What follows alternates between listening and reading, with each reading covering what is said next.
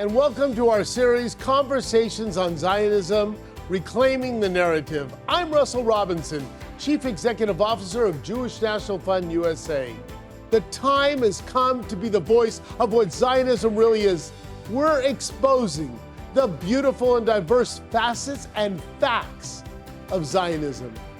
Join me on this journey, together with Conversations on Zionism, Reclaiming the Narrative. This is Zionism.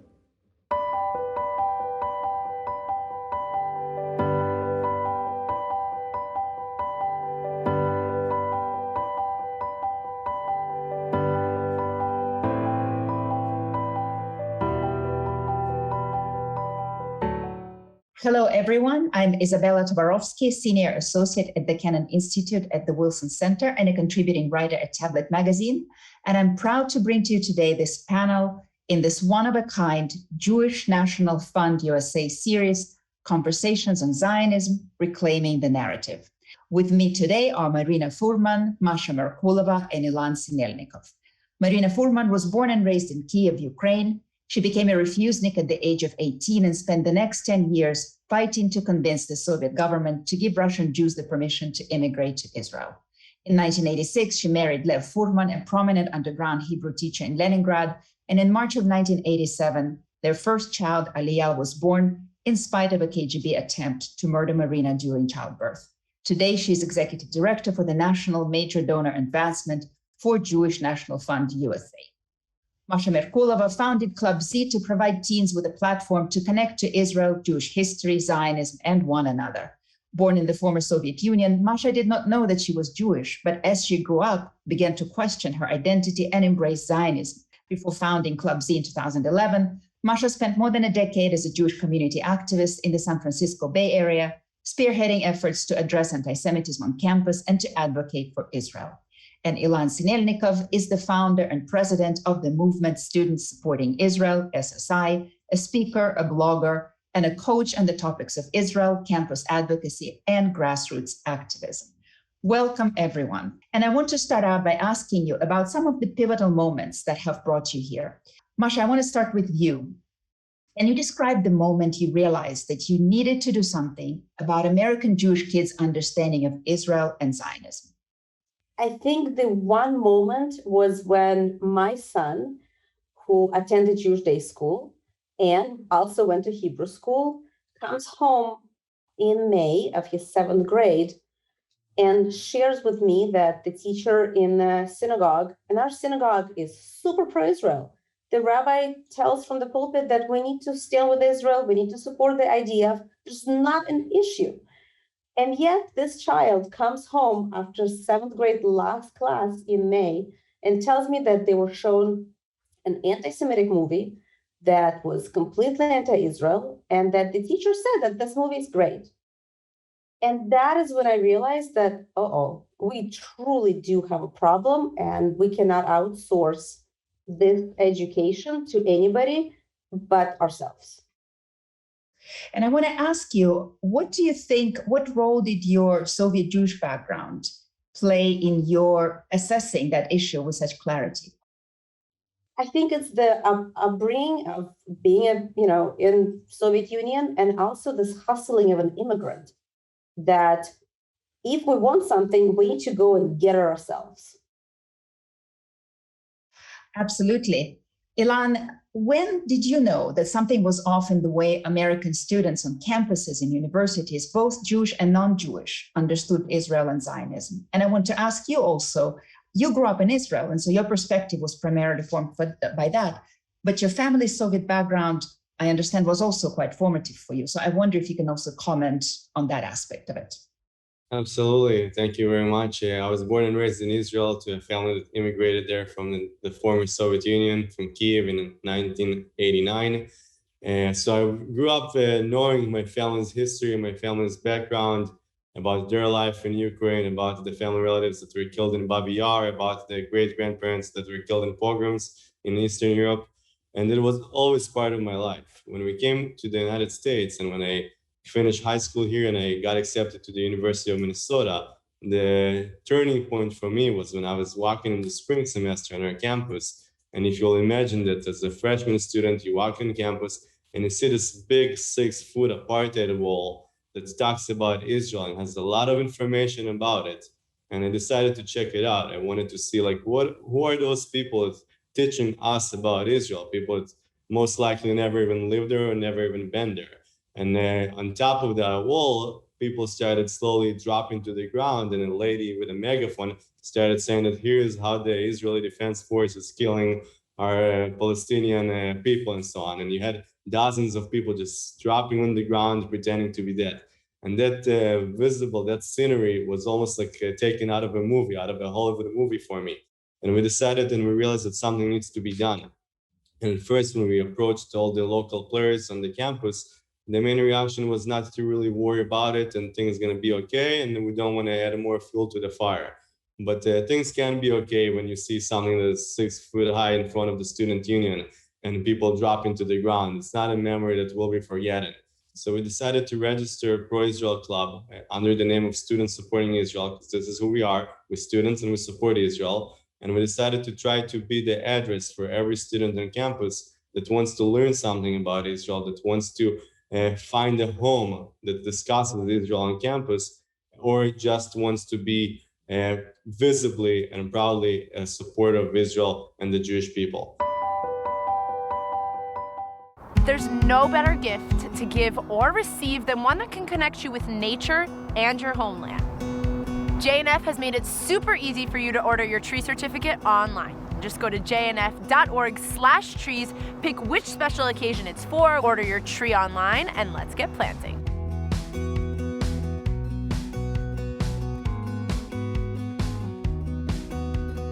Every tree counts.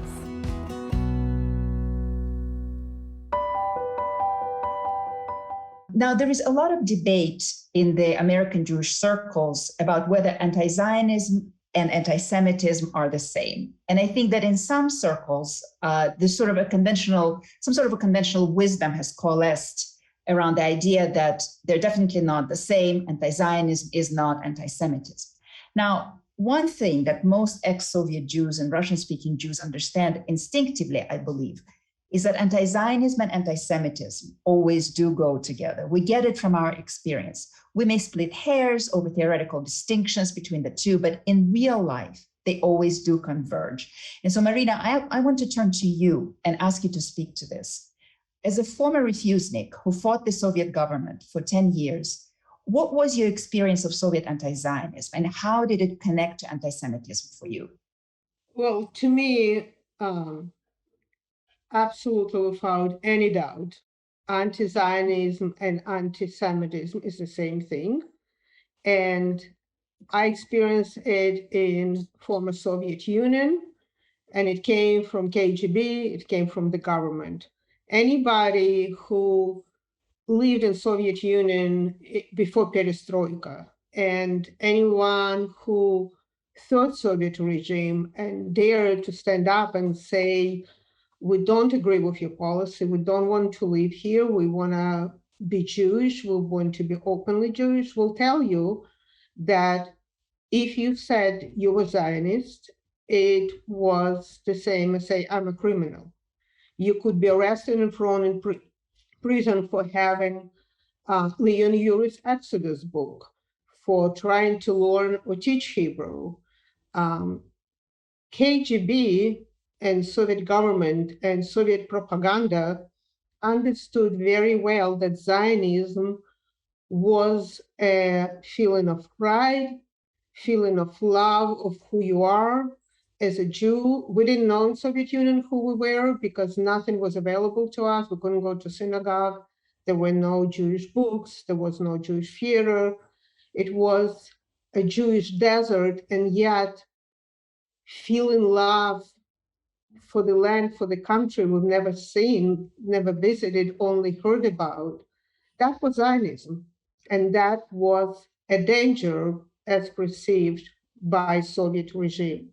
So I think it explains better than anything. If Soviet regime thought that Zionism was criminal, that Zionism shouldn't be allowed, then obviously it's the same as anti-Semitism, because nobody probably ever asked the question, was Soviet government anti-Semitic?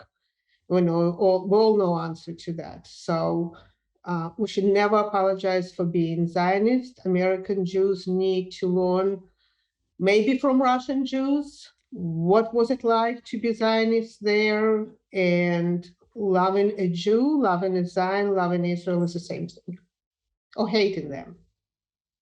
So I think what you're saying, if I'm hearing you correctly, is that I think sometimes there is an instinct to kind of shrink back under the pressure and the criticism, and to maybe hide some of your connection to Israel, your belief in Zionism. But what you're saying is that actually the opposite is the answer. Absolutely. I think that being afraid to stand up, listen, we all want to fit in. We want to be seen as people who respect all others, and I think other religion and other traditions and other nations. And I think Jews, because we were persecuted and because we were discriminated, are very sensitive to it, more than maybe other people. But I think sometimes it is misinterpreted, and the desire to respect others translated as a need to respect yourself and your beliefs and your history less. And that's a dangerous thing to do, because you can help others more when you know who you are and you're proud of where you came from. I wonder, I think I saw, Masha, both you and Ilan kind of nodding as Marina was speaking. And I wonder, I know that both of you advocate and teach this kind of pride and being proud of who you are as a Zionist and in your connection to Israel. Do you want to comment on that? I don't know if my comment is on that, but what I am finding is that the word itself, anti-Semitism, it's almost like became a little bit sterile, a little bit meaningless. And I think we need to start using the actual word. It's Jew hatred, right? So it's exactly the same Jew hatred that drives a professor to rescind a letter of recommendation for a student who wants to go to Israel to learn. And it's exactly the same hatred that makes somebody, attack a Jew on the street. It's the same one. There's no difference. If I may to add a little bit more, is that college campuses, a lot of times in students from Israel, we promoted banners and signs that said that anti-Zionism is anti-Semitism, because we know that Zionism is the national liberation movement of the Jewish people. And if you deny the Jewish people the right for self-determination, this is one of many forms of anti-Semitism. But it comes down to denying the fact that the Jewish people have a right to self-determine, that Israel, the students say, or professors say that the state of Israel was almost born in a sin. And the existence of the state of Israel is not up for debate, at least for us.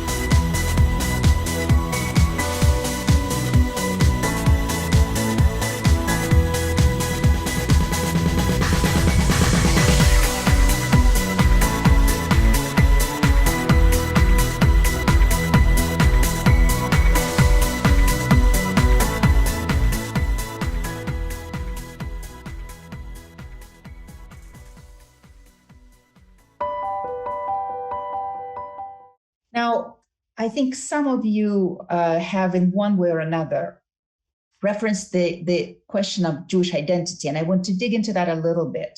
And I want to start from the refusenik experience, because I think a lot of times I feel that the refusenik experience is understood in a sort of simplified fashion as exclusively a fight for freedom of emigration. And I think here, first of all, we have to be clear that for most refuseniks, the fight was in fact only about Aliyah, meaning emigration specifically to Israel. But even that is not everything. At the core of the refusenik struggle, and Marina, I hope I'm going to turn this question to you, but also I hope that I'm reflecting your struggle correctly. So at the core of the refusenik struggle, I believe, was the issue of Jewish identity. And why was Israel important? Because it was inextricably linked to the question of Jewish identity. So there's something interesting going on here. At some point, these assimilated Soviet Jews begin to acquire a deeper Jewish identity, and Israel and Zionism become a source of great meaning for them. They become a part of their Jewish identity. So Marina, I want to perhaps ask you to talk about how your Jewish identity evolved to that point, to where you were ready to sacrifice so much for your struggle. What did being Jewish mean for you at that time? And what did Israel and Zionism represent for you in that process? It's a big question, loaded questions, as Americans say. You know what, for many years, I still lecture at universities, and students, somebody always asked me, what made you had no knowledge of anything Jewish, and yet you were able, you wanted and were prepared to give up your life to live as a free Jew. And I just really recently realized, as in Ilan's case, my family, my grandmother, my uncle, and the entire family was killed in Babi Yar. And my grandfather and my mother lived in pain. They could never express it. The government denied that Jews were killed in Holocaust until 80s in Babi Yar. And I saw what being silent meant and what not being able to express who you are and being afraid meant. You lived physically, you survived physically, but you didn't have a life. And I think my experience came from desire to be a proud Jew. And Israel provided that. That was a country was created from the Holocaust survivors going into battle for the homeland, for the dream, for the opportunity to have a country where majority of it is Jewish, that lives by Jewish laws, whatever they mean. And that, I think, pride is what was the driving force.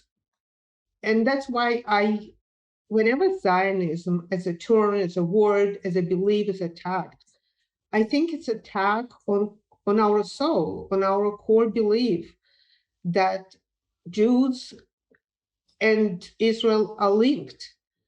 Whatever problem we might have, you can't break the connection. You take Israel away, and you don't have today, in a modern term, Jewish nation.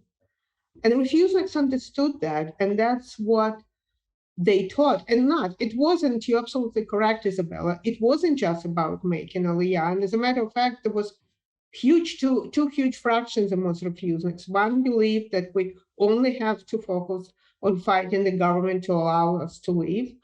And there was a huge group called Tarbutnik, culturalists, who believed that their job was to teach Hebrew and run underground ulpanim and teach Jewish culture and teach Jewish history and teach Hebrew, because Hebrew, the language, was a very, very important connection.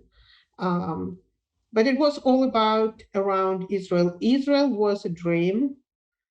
Zion was a courage, a feeling, a love of what we were trying to achieve. Thank you very much for that. Masha, I know that Jewish identity exploration is a crucial part of the teen education programming at Club Z.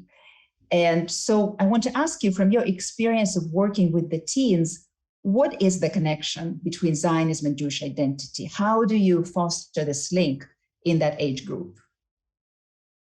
Well, listen, we are asking our kids to stand up for Israel. And, you know, for an American teen with not a particularly developed Jewish identity, it's like, okay, it's just like any other country. So why are we so passionate? How do you translate that? And I even started saying that we should not be asking our kids to stand up for Israel. However, if we do the identity work that is necessary, then what they're doing is they're standing up for themselves, right? If I open my morning feed and I see that, God forbid, there's something happened in the Philippines, right? Okay, I feel bad and I keep scrolling. But if I see that there's something happening in Israel, I just don't feel, I feel bad. I start calling, I start finding out, right? Because it's mine. This is where I belong. And that is the identity work that needs to happen. It's not about, oh, I like Israel, I like hummus, the girls are hot, the soldiers are cool, right? That's nice, right? But that hasn't gotten us what we need, which is really understanding that you cannot take Israel out of a Jew, right? It's a body and soul, and we cannot be separate. That's why I think working with teenagers when they're just forming their identity is the most important time, because I want them to come to campus to start SSI or to join SSI already ready, right? They don't need an explanation of why Jews live in Israel, right? They already know that. Ilan, let's pick up from here. So here come students, obviously the older age group. They come to you, they come on campus. How do you approach Jewish and Zionist identity building with people in that age group? Absolutely. Well, a lot of times when we ask someone that doesn't like Israel on campus what Zionism is, they'll have a long answer right away. And in that answer, they'll include all the big terms, which is Zionism is apartheid, genocide, and they will go on. And then when we ask the Jewish students, a lot of times, what is Zionism? Not all of them can define it. Not all of them know exactly how to explain it. So the question to be asked is, how can we stand up for ourselves, just like Masha said, when we can't even define our own identity and what Zionism means to us? So in Students Supporting Israel, what we try to do is to teach or to start teaching the students back from the core that a lot of people think that Zionism started in 1948 or early 1900s, which is not the case. Zion refers to Jerusalem, and Zion, we talk about this term for thousands of years, 2,000 years ago. When a Jewish couple is getting married, they break a glass and they say, if I forget you, Jerusalem, which is if I forget you, Zion, basically. So that's how the stuff that we try to teach our students, to have them understand their own people's history. And whenever they understand their own history, then they'll be able to go to the college grounds and to explain what Zionism is. And they'll be able to, even if they hear something that is not correct, they're going to be able to call it out and to speak against it or to speak for Zionism. Are you looking for that perfect gift? The one thing you know that they won't have? Now you can honor someone you love and participate in the sacred act of writing a Torah. You can go online and choose a letter, word, verse, or more in a Torah being written right here in Israel on top of Masada. A beautiful certificate will be sent, signifying the link to our ancient past, and be something that they can keep forever. It's the ideal gift for birth, bar and bat mitzvahs, birthdays, engagements, weddings, anniversaries, and other milestones in life. So I want to ask you, I've seen it remarked to me, and I've noticed it. I think a lot of people will agree to it, that Russian-speaking Jews often stand out as really proud and fearless advocates for Israel. I think it was especially clear most recently in May of this year during the confrontation between Israel and Hamas. And you saw Russian-speaking Jews out in the streets, on social media, fighting their anti-Semitic incitement. So I'm wondering, what is it about the Russian-speaking Jews' background that makes it so much easier, so much more natural for them, perhaps, to just stand up and speak out and go and fight anti-Semitism, the kind of anti-Semitism that comes in the form of anti-Zionism? What makes it so? I think maybe in short, and I hope that Masha and Ilan will agree with me, is we know what happens when you are not allowed to speak up. I think we understand that if we just don't stand for what we believe in, no one will stand for us. At the end of the day, that we have the power it's different for Masha and Ilan because they know the stories from their parents. And that's very important. And, kol hakavod, good job for your parents raising you this way. For people like me, if you don't speak up, then you have nothing. This is how Israel was created. We believed in something and we stood for it and we were ready to battle for it. And it's just another battle. And we, as Russian Jews, know we can count on ourselves, and then others hopefully will support us. Versus sometimes American Jews, let's all get together. Let's see if senators and congressmen will support us. No, we come, we raise our voice in support of Israel, and others will respect us and will join us. Masha, Ilan, would you like to add anything? I really, truly grew up with a singular identity, and that was of a Soviet citizen, right? I didn't know that I was Jewish until I was 16 years old. So I think it's both. It's knowing and living through and understanding that if you don't speak up, you are depriving. United States has a freedom of speech, and we will exercise it, and we will make the most of it because we know what it's like to not be able to speak up. Ilan? Yeah, yes, and I want to approach it a little bit from a different perspective, but I believe that if the Russian Jewish community in America will be protesting, will be taking out the streets and bringing out those banners, everyone else will follow, because a lot of times it's hard to be the first one to grab the sign. But if there's someone that grabs the sign and gets there, it's much easier to join. So I hope that with the Russian Jewish community and leadership across this country, the younger generation, the older generation combined, will be able to get as many of our fellow Jews in our community as well to take the streets and to stand up for Israel, for our own people, and let it be whatever case happens or whatever situation comes up. So if you were to name just one thing that third and fourth generation American Jews should learn from Russian-speaking American Jews in terms of Zionism, Israel, Jewish identity, or anti-Zionism as anti-Semitism, what would it be? Name just one thing that you would wish your third and fourth generation American Jewish listeners to take away from our conversation. Chutzpah. For me, it would be family. Courage.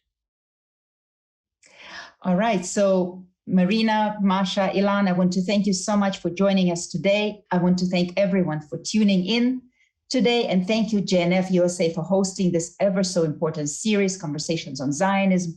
To watch this and other episodes, please go to youtube.com/Zionism Studios. See you next time. Thank you. Thank you. Thank you.